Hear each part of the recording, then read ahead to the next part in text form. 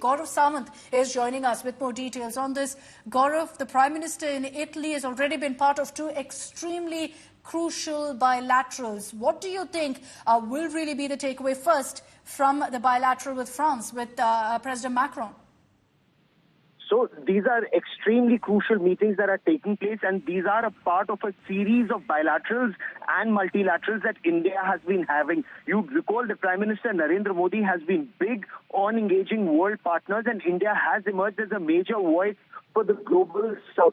Global South and Africa are very important parts of the discussions in this G7.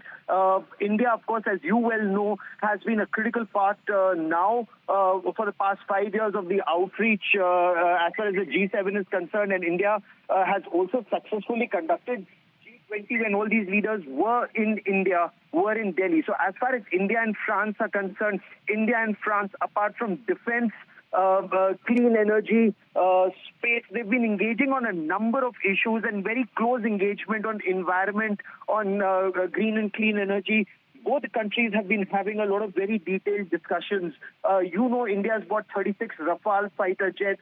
India's in talks when it comes to submarines. India's in talks with France and with other countries in the world. Indo-Pacific is a very important aspect of the conversation that takes place. India plays a very critical role. Now, the fact that India is currently the 5th largest economy in the world, on our way to becoming the 3rd largest economy in the world, these countries are very keen to remain engaged with India, not just, on the economy aspect, but also on the security aspect and on the clean energy aspect, on the environment aspect. I'm going to come back to you, Gaurav. My apologies for interrupting, but I want to bring in Geeta Mohan, a Foreign Affairs editor. She's joining us live right now from Bari in Italy, where all of these meetings are taking place. Geeta, it's over to you. Second bilateral also done with Prime Minister Sunak. What's next? What's on the cards? Well, Volodymyr Zelenskyy, and that's going to be an interesting and important one. Akshita, we were talking about how there could be a pull aside, but there is a bilateral meeting.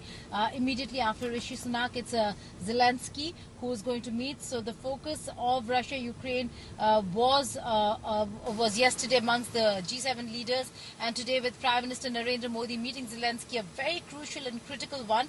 India clearly shows that it is a peacemaker. It is a voice of sanity in a world fraught with danger, fraught with war, and we will have to see how the messaging is carried forward when Prime Minister Narendra Modi addresses the outreach session. The focus certainly is going to be artificial intelligence, climate change, energy, the Mediterranean, Indo-Pacific, as also Africa, but and how to counter China. But the fact is that over here we will be looking at how Prime Minister Modi is going to raise the issues and concerns of humanitarian crisis because of the war.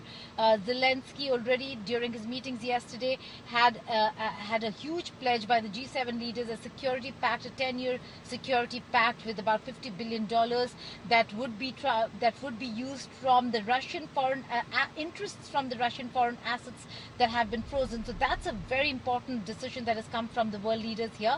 We will have to see how Moscow reacts to this decision, because it's their assets of the interest of which is now going to be diverted to Ukraine. But this meeting is going to be very crucial. Let's see what the outcome of the meeting is. What's the messaging? What's the message that Zelenskyy has come with when he went into that room to meet Prime Minister Modi? That will be a very, very crucial one to watch out for. But let's talk about the two images on our screens, Geeta. The meeting that's happened already with France as well as with the United Kingdom. Two very important bilaterals, two very important strategic allies of India. Well, that's right. Look at the visuals. They are friends. They have been friends. And Akshita, like we were discussing just a while ago, the French President Macron, had come at the very last minute when India needed a chief guest for the Republic Day parade. And now we're looking at Rishi Sunak, who also met with Prime Minister Modi. Again, a very important relationship, a very important friendship between India and UK.